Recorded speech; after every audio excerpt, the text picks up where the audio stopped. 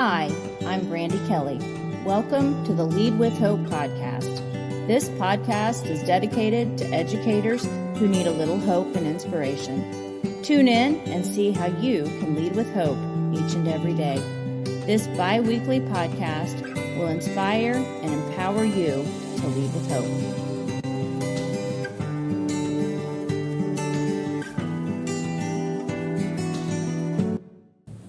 Katie Kinder is the author of Untold Teaching Truths and Hallway Leadership. Katie is a professional learning facilitator, and she has been an educator since 2006.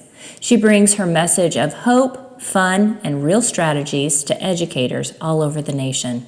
Katie believes that life is fun, and learning should be mostly fun also.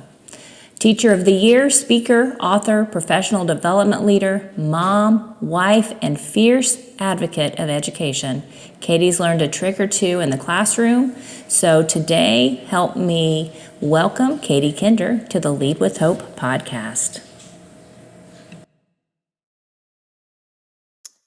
Good morning, Katie Kinder. How are you doing today? Hi, Brandy Kelly. I'm good. How are you? I am doing great. I've been looking forward to connecting with you here on this podcast, Lead with Hope.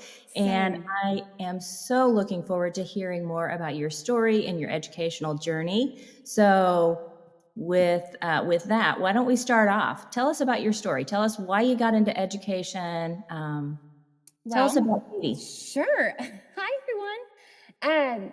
Well, I did not take a traditional path to education, actually. So my mom is a rock star educator. She was a principal for many years, became a superintendent. And I was this like petulant kid that said that I didn't want to live her life, you know. And she was like, I think you're a teacher. I think it's in your blood. And I was like, you don't know me. Right. And so I went to college and I got a public relations degree and I was working and I didn't love it. I didn't hate it. It was just kind of like, meh. Mm-hmm. And I worked for the MDA, which is the Muscular Dystrophy Association, doing fundraising. And so the DECA, and I give all my props here to MDA for leading me to my calling, because the DECA chapters are a national sponsor of MDA. And so once a month, I got to go and pull up to a school and my heart would just like pitter pat. And they were my best days. And it took me 2 full years to call my mom and tell her she was right. I mean, how many times did we call our moms and be like, I'm sorry, or you were right? And she tried to ground me. I was 24. I'm just kidding. I had no idea. She's like, give me your keys. You're grounded. Just kidding. And so I went back and I got certified and I stepped into an English classroom, 9th grade, and knew nothing. I knew nothing, no student teaching, hadn't watched anyone teach. And I stepped into this 9th grade English class and wondered why they were eating my lunch, you know? Mm-hmm. I tried to teach them the way that I had been taught, which was straight rows, read out of the book. I sat on my stool of drool, which is what Ron Clark calls it. And so I started like learning. I just became a sponge. And I'm the same way still to this day in like the speaking game and facilitating. And I just feel like we always have to be. We tell our students that, right? Like, you need to have a growth mindset, or we tell our teachers that, or we tell. And so I started like watching anybody I could, the teacher of the year. I started YouTubing and found Ron Clark and read his books, watched his, videos. And he just talked about how it can be different. And he says, there's this English teacher who's sitting on her stool of drool and she's boring. And I'm like, oh my goodness, like he's talking about me. Yeah. So I started changing, and that's when it started getting good, and started learning and getting better. And I really found myself, my sweet spot is middle school. So 7th, 8th grade, I spent the majority of my career at one middle school in Oklahoma City, and they still have my heart. And, I got a hold of Dave Burgess, Teach Like a Pirate, and I just started taking big risks because we ask our kids to take big risks. And so we're like gamifying the room, we're blacking out the windows, doing all kinds of cool poetry, and I started, winning awards, and I love it, and it's absolutely what I was meant to do.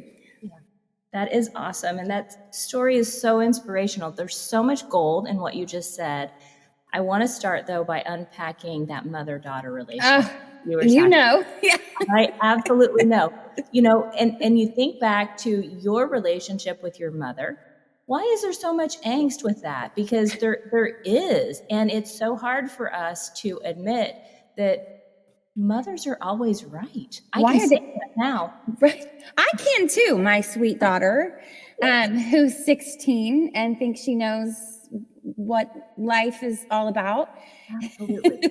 Absolutely. And you are living it right now. Now, my daughter's raised, so now she knows that I'm always right. I'm She's looking forward to that as I ground her. I can't do that anymore, though. My daughter has her own family, and so that doesn't really work for me anymore. So I do miss those days, but Sure. It is nice to be able to have that different relationship and to grow together. And now Morgan and I are doing Lead with Hope together. Yes, And I love it. it's so much fun. But the other thing that you talked about, we're like-minded in that the sweet spot for both of us, junior high. Yeah. I love those kids. Me too. I kind of say like 3rd grade to 10th grade, I feel like. And no tea, no shade on early elementary. I'm so glad you're here and doing the things because I don't want to wipe snot. I don't want to do that. No, nope. And it's funny because my last name is Kinder and I married into it. It's not a stage name. People were like, is that your stage name? I'm like, no, I married into it. Yeah. It is. And Katie, I thought you would be a kindergarten teacher because of your name, honestly. I know. People come to my sessions like, oh, it's the kindergarten teacher. I'm like, actually, hi, I'm not. That's just my last name. Absolutely. Yeah. And so I'm so glad that the early elementary people are there because I love them and I think that what they do is so important. And then like juniors and seniors, I'm not opposed, but they're pretty cooked.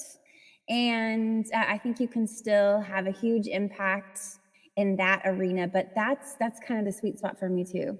Absolutely. And you talk about the growth mindset, and that's so powerful for not only educators, but also our students and vice versa. But I had no idea that your mom was a principal. I mean, and not even just a principal. She is a transformational leader. She has her own book that I wrote. You're welcome, Mom. And it's called Miracle on Southwest Boulevard because she was the last ditch effort of Tulsa Public Schools to save this elementary school. And they had very little enrollment. The building was falling down. They were going to shut it down. And they were like, okay, well, good luck. And in 7 years, Brandy, she turns that place around. She has a community garden where every single family in the low-income housing projects across the street, which was her student population, they all have a plot of, I know, and she got a grocery store put on campus. She started a foundation. I mean, enrollment, when she retired, enrollment was at an all-time high. Like people wanted in, and she just did amazing things. So she is more than just a principal or superintendent. Like she's the epitome of what we all strive to be. So if you want to know more about Cindy Him, Miracle on Southwest Boulevard, so good. That is so amazing. And I hear the pride in your voice when you talk about your mom. And she had to be such an amazing role model for you to grow up with. Yeah, absolutely. And she was, and that's the thing, like we're both strong females. Yeah. My own daughter's a strong female. And so, with that comes, we'll butt some heads sometimes. But I called her the other day and said, do you remember when you would make food magically appear 7 minutes a week when we were growing up? I just want to say thank you because I don't want to do it. Oh, I know. The struggle is definitely real. For sure. Yeah. So moving into our next question, my acronym Lead with Hope, it's a system of self-efficacy. So H is for habits, O is for optimistic outlook, P is for passion, purpose, and perseverance. Some people call that grit. And then finally, E is for excellence. So what resonates most with Katie Kinder? Gosh, I love that acronym. And I like your cup of hope. Yeah, thank you. I love that. Thank you. And as I'm sitting here drinking my coffee, feeling like I'm hopeful, you too. Cheers. And I really want to, my new mission in life right now is to love on these teachers because they feel hopeless. Mm-hmm. They feel like they're not supported. They feel like some of our systems are broken, which is true. Yeah. And if you get caught up in that, then you won't sustain for our kids, and our kids deserve the best teachers. So I want to uplift them that you can be successful, you can have fun with kids, you can hold kids to high standards, high academic standards, high social emotional standards, and also be life-changing, and really with some simple practical strategies. And so I have been going all over the nation, loving on these teachers. And of course, I love all the teachers, but those baby teachers in their first 5 years, they're leaving 60% of them are now leaving in the first 5 years. Oh, Brandy, like we won't sustain that way. No. And so I just want to give them the hope. And it's been really cool because I'm connected with all of these teachers all over the nation. And they email me, they text me, this happened today, what would you do? And I'm always uplifted when they do. I'm like, this is what I would do. Let me know how it goes. And so that's what I've been doing. So that's what it really means to me right now in this stage of my life. Mm-hmm. That's powerful. And it's so inspirational. You are a mentor on a national level. And I'm grateful. I'm so grateful. I'm blessed to do it. And I sometimes am like, we were talking about how February's been busy for both of us before we came on the recording. And I was in Austin, and then I'm going to Kansas, and then I'm in Tulsa, and then I fly to New York City. And I'm like, sometimes when I feel really tired, I'm like, I am so grateful for this life and to be able to love on the teachers everywhere. Oh, that's so powerful. I love that, Katie. And thank you. Thank you for doing that, because like you said, education is the best profession in the world, in my opinion. Absolutely. And we're not going to sustain it if our teachers continue to resign. So we have to create better systems and better structures so that they can be empowered with that growth mindset and be supported to take risks and to have fun with kids and to really push the limits. I think that is so amazing, and I love that about you. Absolutely. Well, and I think they do get stuck, and even our vet teachers, our vet teachers who've been doing it for 20 years, we've always done it this way is not ever a reason to continue doing anything. We know that, they know that. But I think they get so busy that they just they hand their baby teachers a packet of worksheets. This is what we do. Good luck. Yeah. And then the baby teachers feel like they have to do it. And then we just start this cycle of mediocre lessons and teaching. And that's why I think the right professional development is so impactful.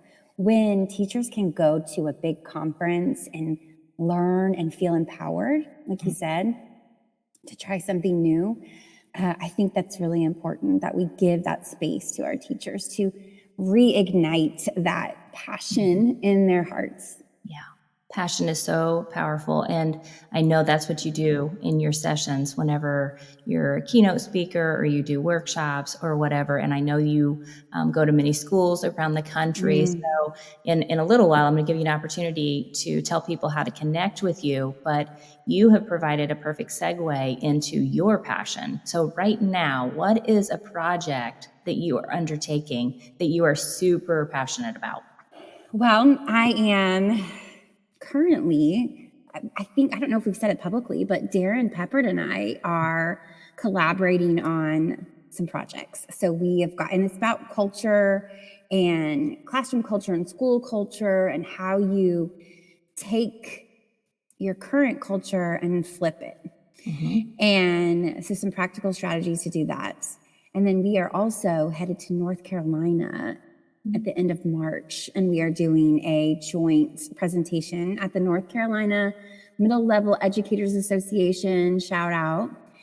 And also, I just always have these things just like clinking around in my head. I know you do too. Yeah. And it's like, how can I serve this way? What blog can I write? What video can I make? What I really have been loving is doing a contract with a school in which I come in, I kick off their district, and then I get to come in once a month and like do deep dives with teachers. Like no admin around, sometimes admin's around, but like go ahead and just tell me. And it's been really powerful. So I did that with a district this past year, and I had this anonymous post-its, and I will answer throughout our day together. And by the end of the day, we just had tears and hugs and just vulnerability that they could share and giving that space. So that's really what I've been focused on. Yeah, that's a safe space for those teachers. That's very cool. Very cool. I love that. Yeah, absolutely. And I do feel like that. Like, and I think I felt like that as a new teacher. Like you think you're supposed to know everything, and also you don't. And also all of the acronyms, the IEPs and the PLCs and the RTIs and and if you ask somebody what that means and they scoff at you, or I just think that you can ask for help from someone who's not your admin, who's not going to come into your classroom and evaluate you, and who's not the teacher down the hall who's going to tell on you. Like, and not that that's happening. Well, it might be happening, but you could actually come to me, and I am none of those things, but I also can be your coach. I can be your friend, and I can just I can be a sounding board for you. Absolutely. And I love that. Yeah, it's psychological safety. It's helping these individuals who love kids and they love education, and it's giving them someone to support them that isn't necessarily going to be there day in and day out. True. In the building, but you can reach out to and you can have access to. So I love that, Katie. And I think that it's so important also as we are, I'm hoping, redefining what education looks like, and we're doing a better job of it as we're rebuilding in some of our schools and organizations. But, we have that imposter syndrome. We have individuals who think that you have to have that badge of busyness in order to be worthy. And it's okay to say no. It's okay to have a vision and a mission. And if it doesn't align with your vision and mission, you can say no. You don't have to serve on every committee in the district, right? Yes, that is so true. I think that I was just listening to a keynote, Beth Huff, and she's wonderful. And she said, busyness is not a badge of honor, just like you just said. Yep. And it's okay. It's actually a requirement that you rest. Like you have to. And so if you're not taking care of yourself, you're not taking care of your family, how can you take care of students? You can't. Yeah. And so I think that that's really, really cool. And one other thing that I found that's been really powerful for teachers is that I have sessions for students. And that I could come into your class, and I've done this and it's so fun. I can teach your class how to have a proper Socratic seminar. So I'm not a consultant that is like, this is what you should do, good luck. Like, no, like I will come in and I will, get my hands in it, and you can watch. And I think that that's a really powerful thing. And this as a leader in a district, that you have to jump in and roll your sleeves up, to have respect, and so, and I already know that you're doing that because we've had other conversations. Yeah. And so covering classes, picking up the chairs metaphorically and literally, cleaning off the, tables at the cafeteria, like just serving And that's how you have a culture that's positive, that we all lean on each other and we trust each other. Yeah, and that's how you make, I mean, you said the practical tips for improving your culture. That's how you build culture, you know? I had shared with you earlier that right now I'm kind of serving a double role of principal and superintendent in my district. And, you know, the things that fill my cup are when the students come up. And I had a student just on Friday, and this is, it's the most important thing. And she came up to me and she said, "You know what, Mrs. Kelly, we appreciate you." Oh, I mean, for a student to say that to you, that is so impactful. And they don't even understand what they just did for me. right. You know? Well, and mostly our, our Gen Zers and our Generation Alpha that's coming up, they are, they are self-centered because that's how we were as teenagers as well. But for our teenagers to step outside of that and see that we are human and that we need those kinds of words of encouragement too is really powerful, and a testament to what you're doing, that your teachers and your kids can look at you and be like, "Thank you, Queen." Thank you. Yeah. And it's also, and I know we both agree with this, it's important for our girls to have a very positive female leadership role model.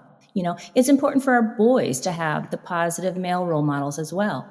But, you know, the female leadership, I know that's near and dear to both of our hearts, because we're not only mothers, but we're also raising strong females, or have raised strong females. And it's important. It's important that we show our girls that we can do anything we set our minds to.